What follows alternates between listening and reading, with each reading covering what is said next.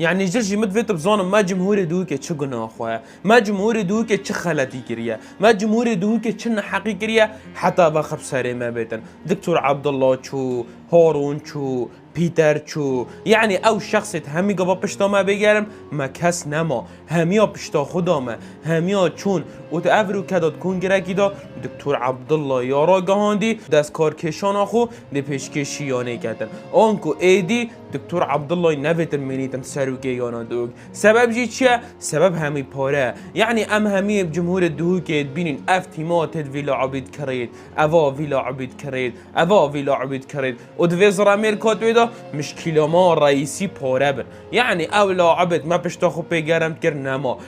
او شخص دوگه همی پشتا خو پیگرم کرد و دوگ همی پش راستاوی و دزانی اگر خودش نکردن ده هر کاره که مازم بو دوگه کردن او جی دکتور عبدالله اگر اوجی دست کار کشانا خوب را بگهینیدن با دمایی که هم جمهور دوگه ده چی کنین